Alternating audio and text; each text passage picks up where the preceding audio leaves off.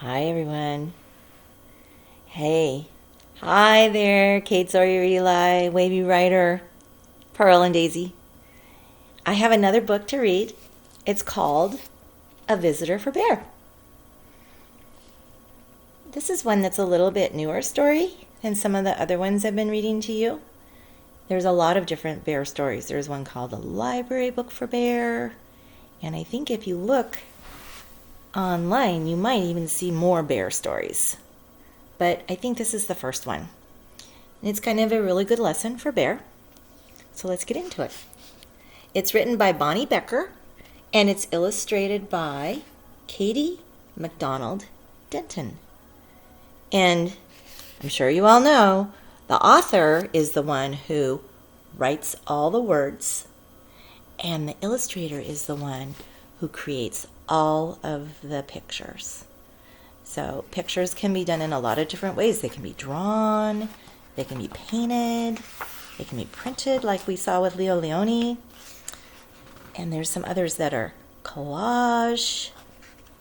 Just fun to look at the pictures and see the artwork, huh?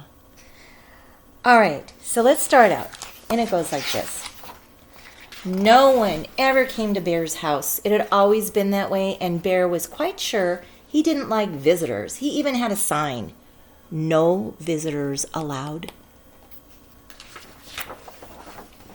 One morning, Bear heard a tap, tap, tapping on his front door. Let's see if you can get all of it in. It's kind of hard. This is a big book. It's hard to get it all in the camera.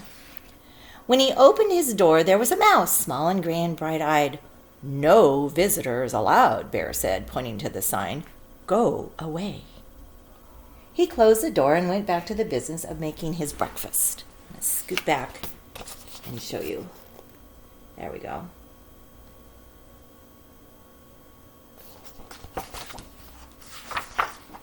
He set out 1 cup and 1 spoon.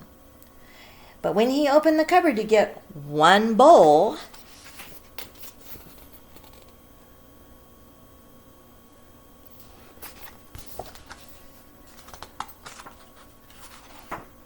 there was the mouse, small and gray and bright-eyed.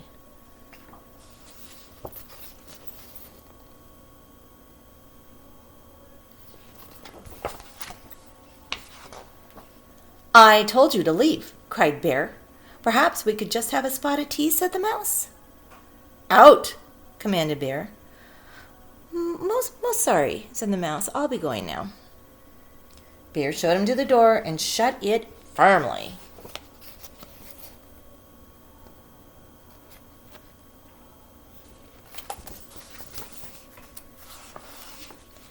Then he went back to the business of making his breakfast. But when he opened the bread drawer for 1 slice of bread,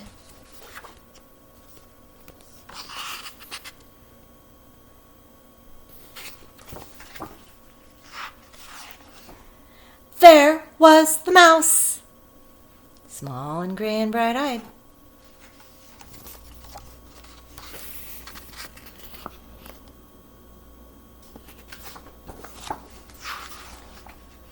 "Unbelievable," rumbled Bear. "Away with you, vamoose." "I do like a bit of cheese," said the mouse. Bear pointed a rigid claw towards the door. "Yes, then, here I go," said the mouse. "Farewell." And the mouse whisked out the door.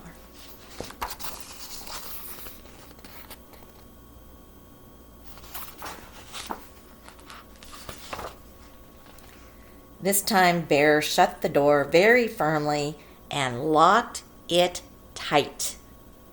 He locked the windows, too, for good measure.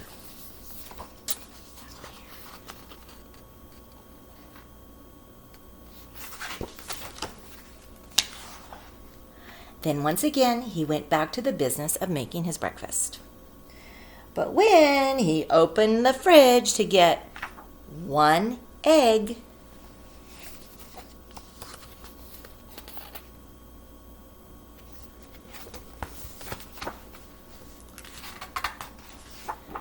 there was the mouse. Small and gray and bright-eyed, of course. Be gone, roared Bear.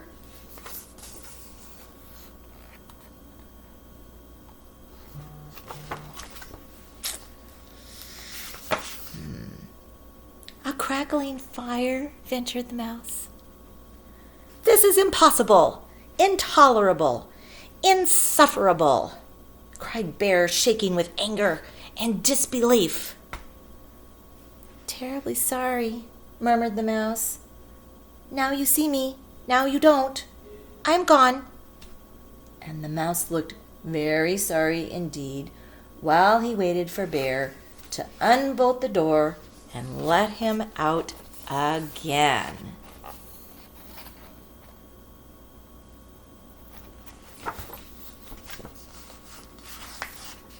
This time, before he went back to the business of making his breakfast, Bear shut the door very, very, very firmly, locked it, boarded the window shut, stopped up the chimney, and even plugged the drain in the bathtub.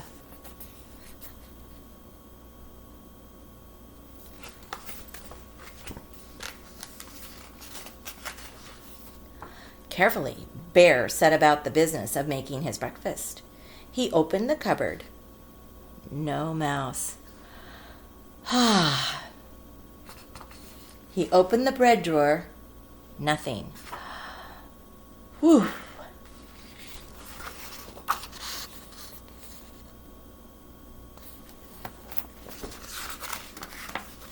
He opened the fridge. Mouse free. Yes, indeed. He lifted the lid of the tea kettle.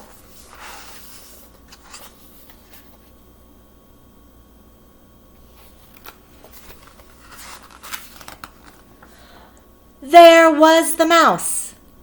Small and gray and, well, you know the rest. Bear fell to the floor and wept. I give up, he blubbered. You win. I am undone. So sorry, said the mouse, but perhaps if I could have just a bit of cheese and a cup of tea, and do you think we could unstopper the chimney and have a nice fire? He bare blew his nose with a loud honk. But then you must go, he sniffled. No visitors allowed. You have my word, said the mouse.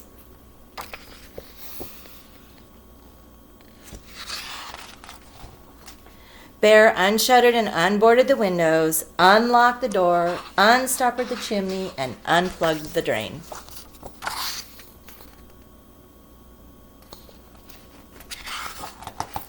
He brought out 2 plates of cheese and 2 teacups, and he made a crackling fire in the fireplace for 2 sets of toes.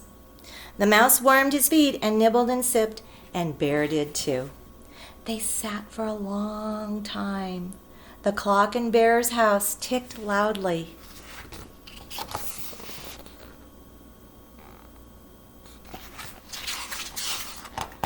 Bear cleared his throat. The mouse looked most attentive. No one had ever been most attentive to Bear. The fire is nice, Bear announced. Lovely, said the mouse. No one has ever said Bear's fires were lovely. I could do a headstand, said Bear. Very impressive, explained the mouse.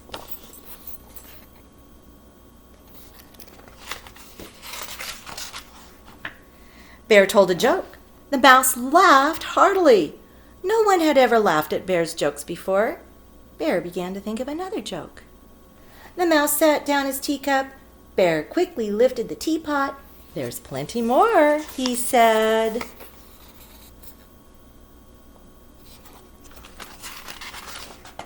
So sorry, said the mouse, most kind, but I must be on my way.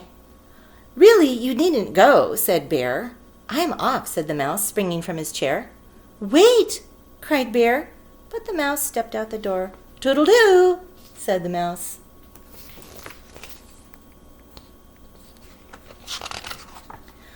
Don't go, wailed Bear, throwing his body across the path. But I gave you my word, said the mouse, pointing at the no visitors sign.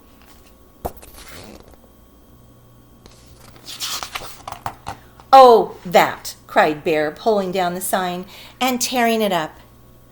That's for salesmen, not for friends.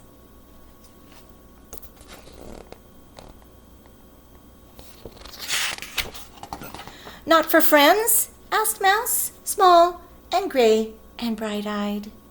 Bear nodded. The mouse's bright eyes glowed brighter. Bear smiled.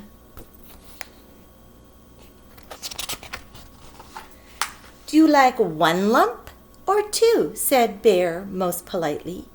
I like two, said Mouse, and Bear agreed.